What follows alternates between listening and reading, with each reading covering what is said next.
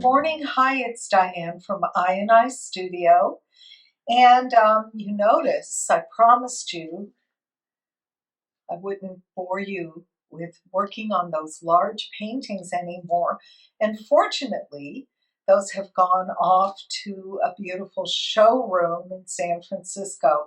So I'm so happy about that. I'm now between projects. What I'm doing is I'm stretching 3 canvases and I'm working on some small pieces. Also getting ready to teach a workshop in my Benicia studio called Painting Bold. So today I want to talk about painting bold as opposed to painting large. And I'm going to show you a little sanding technique, okay? So the thing about painting bold is it does not have to be large to be bold. This is a great example here.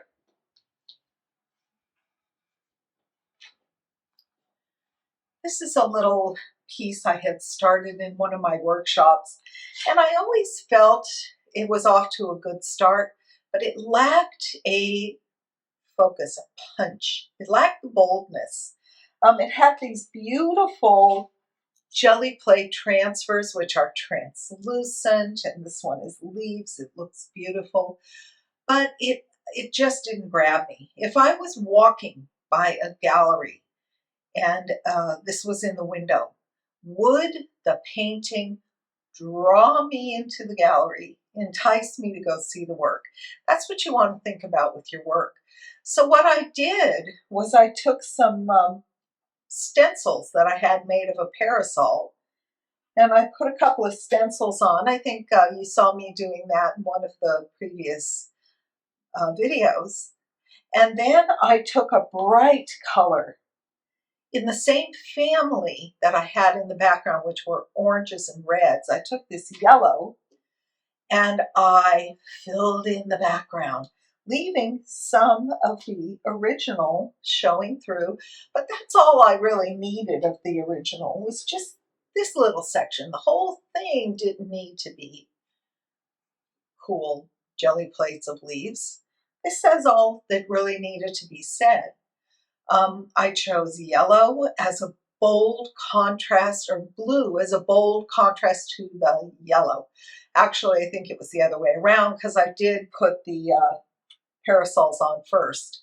So I chose the yellow as a bold contrast to the blue, and we have what I would consider a very bold little piece. It's not very big. Another point I want to make about bold compositions is a series. 3 in the same series are going to have more of an impact than one piece by itself. So you want to work on the concept of bold, solid colors contrasted with translucent colors, large shapes contrasted with small shapes. And then you want to repeat it. So I've got 3 little pieces that can be put together as a triptych, or they can be shown separately. It doesn't matter. It's up to you. But it's more powerful to have 3 than to have 1. If you're anywhere near Benicia, on March 4th and 5th, we're giving a 2-day workshop in our Benicia studio called Painting Bold. And we're going to talk about these ideas and more, and you'll get a chance to paint with your friends and with me and Chuck. It should be a really good time, and you can catch that information right here. Okay, so the next thing I want to talk about today, which is not really in the realm of painting bold,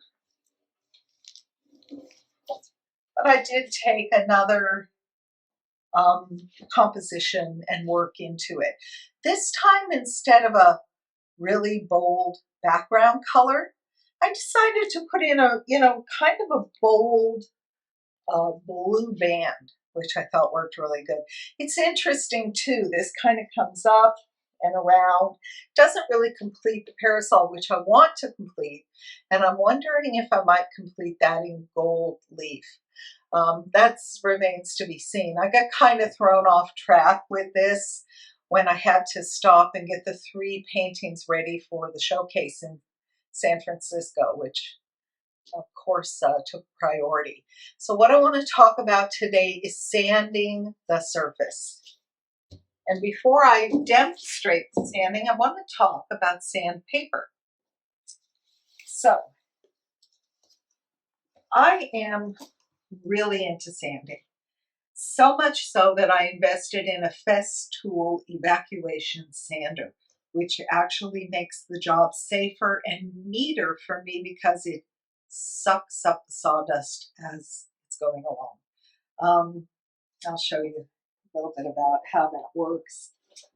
This is the head, and you can see it has little holes in it. There's a vacuum when I turn it on that will actually kind of suck this to the surface of the painting.